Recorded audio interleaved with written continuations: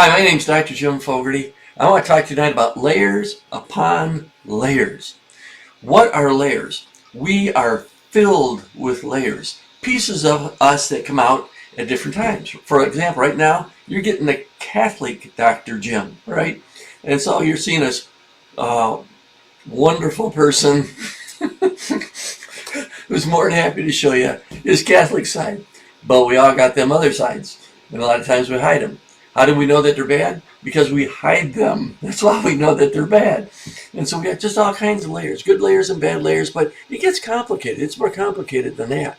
Because sometimes the layers that some people hide are hurting all kinds of things. And why do we all, there's another reason why we hide them. We hide them because they're also what? Sin. They're sin. And we don't want anybody else to know what we're doing. You know, the people that have it the worst are the people of secrets. They constantly are keeping secrets over and over and on, and tons of secrets over and over and over and over again. But these layers, give an example. A woman was abused that I counseled, and she had a dad that died. And she knew one layer of dad because of the abuse that she went through. And she only knew that layer. She never saw anything else come out of him. Now she would see things come out when other people were around, but she didn't identify those as layers. She didn't really think about it much at all. But what happened was when she went to his funeral, everybody got up and started talking, one person talking about how wonderful he was over here, or how handy he was over there, or how fun he was to be with when you were working on something because he liked to work on projects, or all this kind of stuff.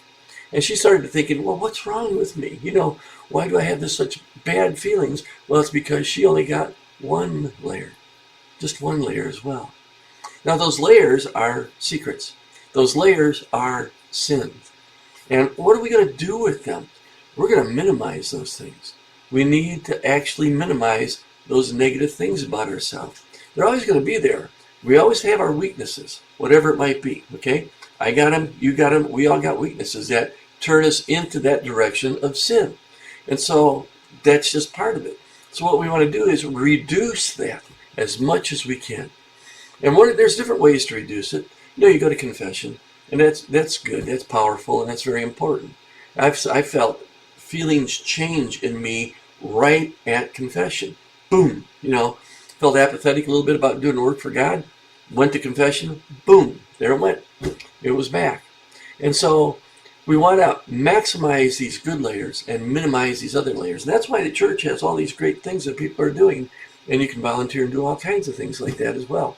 But these layers can get problematic if they're the most important things to you.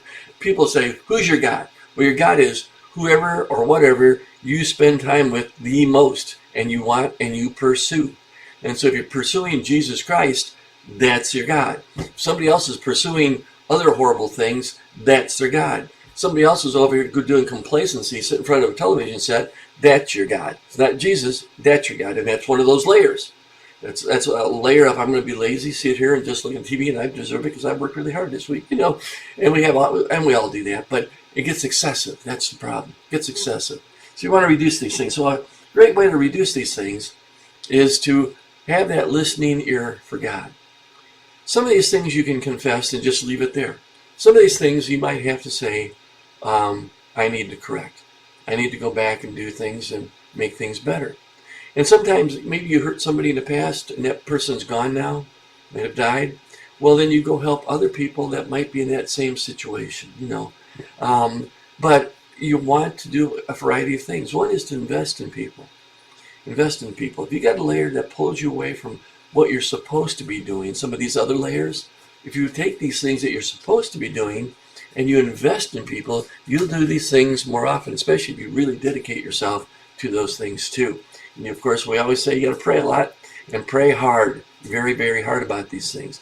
But the whole thing about it is we got to take these layers and kick them out, minimize them as much as we can, ignore them, and love Jesus Christ. That's the best thing to do. He's got one layer, and it's a powerful, powerful love and forgiveness. That's his layer. Now, he's not all that complicated. He's got it down. He's the same all the time. We're not. We're not. And if we isolate up, or if we hang out with the folks that are leading us toward those nasty layers, we're going to get worse and worse. So we got to do a mind change, which means we got to do a physical change, which means we've got to decide to start doing things differently and just pull into that. Now, the thing that's helping me out is my age. I'm 68 years old, so I'm getting close to the end here, and so I got to get my good layers out and keep them out. Go get those layers out, do some good for people, and ignore those callings that are taking you in a really, really bad way. God bless and take care.